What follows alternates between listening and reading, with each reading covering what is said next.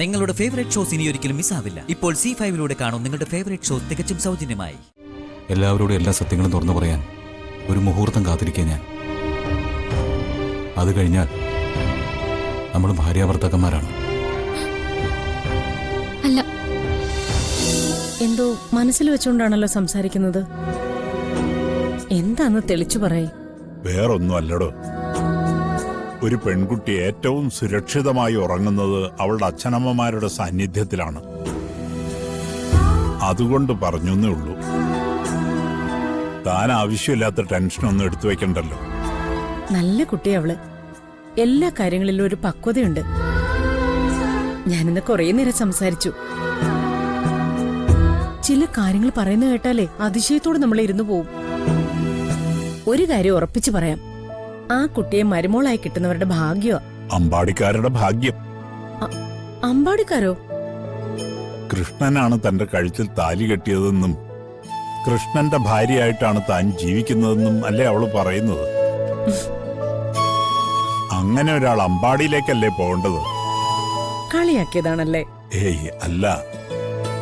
ആ കുട്ടി അങ്ങനെ ഒരു തീരുമാനം പറഞ്ഞതിന്റെ അത്ഭുതം ഇപ്പോഴും വിട്ടുമാറിയിട്ടില്ല. അതിനെ കൺമുമ്പിൽ കാണുമ്പോ അത് ഞാൻ ആലോചിച്ചു പോവും. ഭക്തിക്ക് പലരും പറയുന്നുണ്ടല്ലോ, ഇതും അക്കൂട്ടത്തിലൊന്നാവും.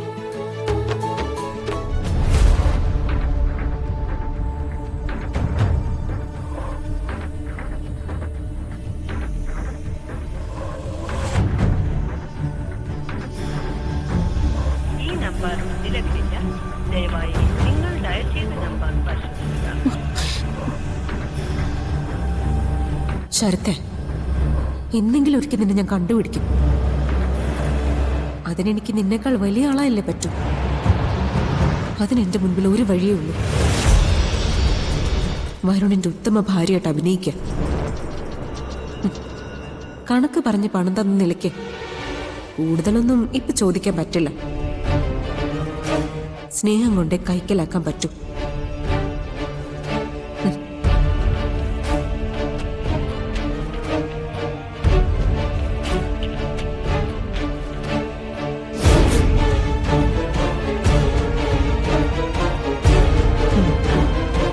സ്നേഹം കൊണ്ട് മാത്രം.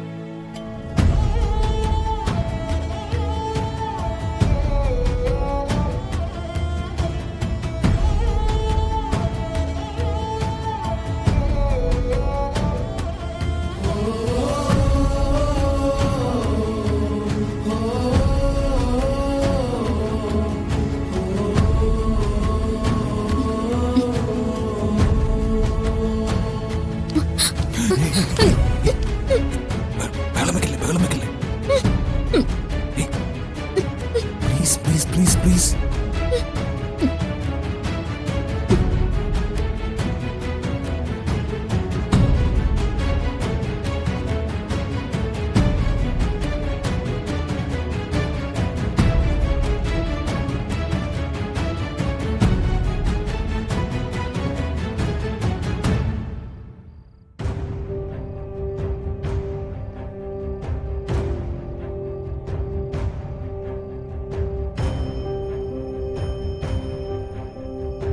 എടോ രാധിക, ആരൊക്കെ തടസ്സം നിന്നാലും നമ്മളെ തമ്മിൽ കൂട്ടിച്ചേർക്കാനാണ് ദൈവത്തിന്റെ നിശ്ചയം. അതുകൊണ്ടാണ് ഞാനും നീയും ഇപ്പം ഇവിടെ ഇങ്ങനെ ഇരിക്കുന്നത്. വരുൺ, ഒന്ന് എഴുന്നേറ്റ് പോവൂ. ആരെയും കണ്ടാലോ? ആരും കാണില്ല. എല്ലാവരോടും എല്ലാ സത്യങ്ങളും തുറന്നു പറയാൻ ഒരു മുഹൂർത്തം കാത്തിരിക്കുക ഞാൻ. അത് കഴിഞ്ഞാൽ നമ്മൾ ഭാര്യാഭർത്താക്കന്മാരാണ്. അല്ല, വരുൺ താലി കിട്ടിയത് പ്രിയങ്കയാ. പഴകിപ്പോയൊരു കള്ളം ഇനിയും ആവർത്തിക്കണോ? ഈ കഴുത്തിലല്ലേ ഞാൻ താലി കിട്ടിയത്? ഈ കൈകളിലല്ലേ ഞാൻ പിടിച്ചത്?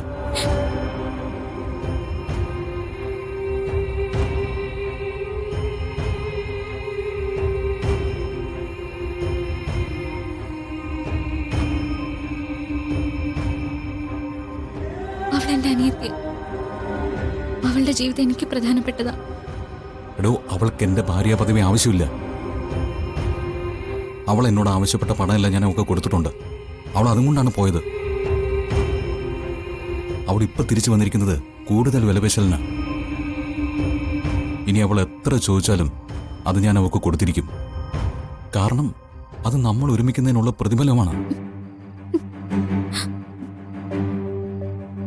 ഞാനിവിടെ നിൽക്കാൻ പാടില്ലായിരുന്നു. എടോ, തന്റെ ജീവിതത്തിലെല്ലാം തീരുമാനിക്കുന്നത് ഭഗവാൻ കൃഷ്ണനല്ലേ?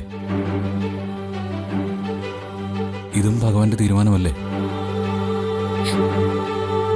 നമ്മൾ ഒന്നിച്ചു ചേരണമെന്നുള്ളത് ഭഗവാൻ നിശ്ചയിച്ചിട്ടുള്ളതല്ലേ? വരുൺ,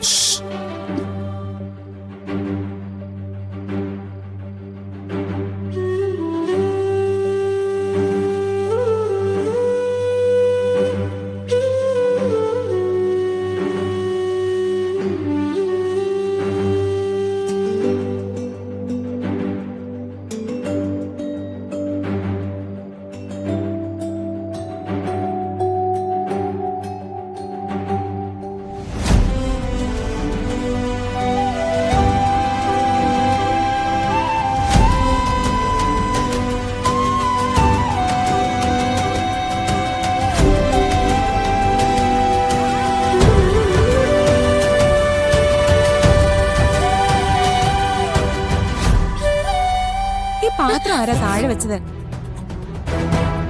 പ്രിയങ്ക. അയ്യോ, പ്രിയങ്ക.